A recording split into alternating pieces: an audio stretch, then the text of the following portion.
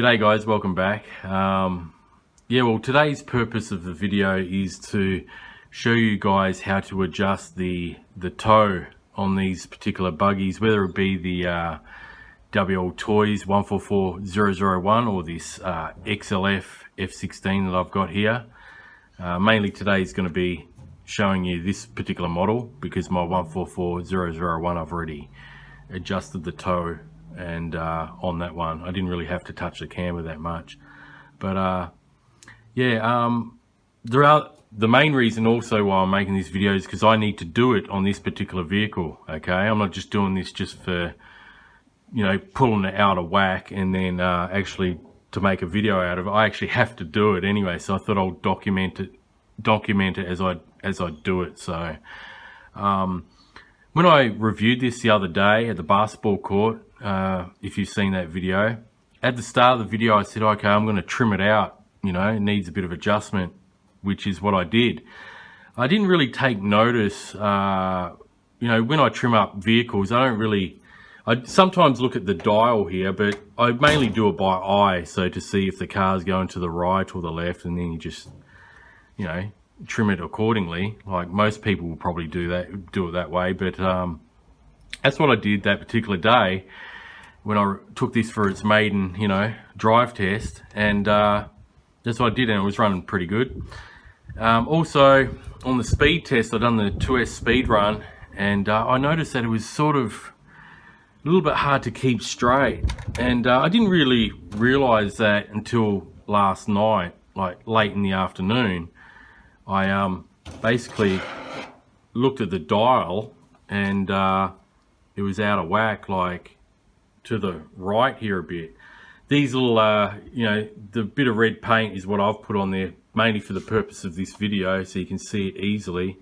So, you know, the dial is in the center like that. That's how it should be. Okay, now I just want to show you guys the actual trim of this buggy as it arrived. I was actually a little bit shocked how bad it was when I was looking at the remote at the transmitter last night, you know, because I noticed it was, as I just said a second ago, it was to the left a bit, which made the buggy drive relatively straight. Okay, so I turn the buggy on to see, yeah, it's just flinched, so the ESC is on. Now notice how I've got a dead center. Okay, now I'm going to turn the TX on, and look at that, guys. That is how far out of whack it's in the center, as you can see. That is how far out of whack the trim is on it. Look at that. That's unbelievable. That's how it's come from factory. Okay, so that shouldn't be there at all. So like I did on that particular first run, I was trimming it up by eye to get those wheels straight. I wasn't even looking at the dial, I'll admit I wasn't. See, and then I had straight steering. Okay, but that's totally out of whack, guys. So also I noticed, even though it's set straight, the tow out is not that great on the on this wheel here. This wheel seems pretty straight in conjunction with the rear one, but this one's facing out. So that's what I'm going to do today, guys. I'm going to play around with the tow adjustment, okay, and try to straighten this up as best I can, so I can have that trimmer where it should be, and have adjustment both ways, not just one way. So as you can see, once the trimmer is in the dead center position there, you know, you got more turning angle to the left than the right, which is not on.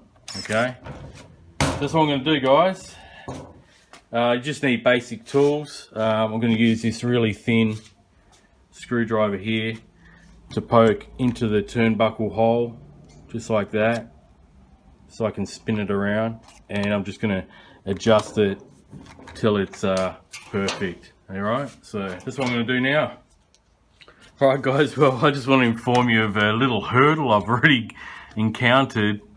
Now these turnbuckles on these steering links, I noticed that they're actually held on with a Phillips screw.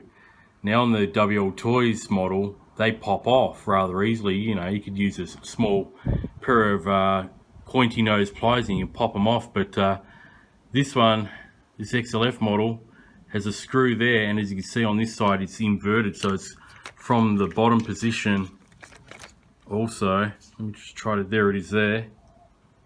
Okay, now I've used about 5 different of my hobby, you know, screwdrivers, the Phillips head, and they seem to be Loctited on pretty hard, guys. I can't even get them to budge. So rather than try strip out and continue going at these Phillips heads, they're definitely Loctited. I can't take them off. So what I'm going to have to do, I'm going to have to do it the really slow way. I've already started. As you can see, there's a couple of threads. I'm just going to do it slowly but surely with this you know, small tipped screwdriver here, and just, you know, poke it in the hole just like so, and then slowly do it like that. Alright, so anyway guys, I'll get back. I'm not going to do no time lapse because it'll just take forever. I've got to do both sides. Once I get it set up, I'll and to the way I like it, that I'm happy with, I'll skip to that and I'll show you what I've done.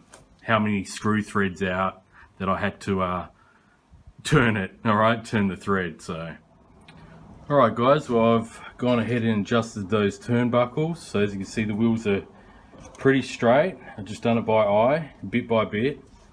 As you can see here, the trim is now dead center. I've got it turned on. Okay, and if I trim it to the right, you see it's all the way to the right, and it's an even trim to the left. You can see that there. I'll go back to dead center, and there it is there, just like that. That's dead center there.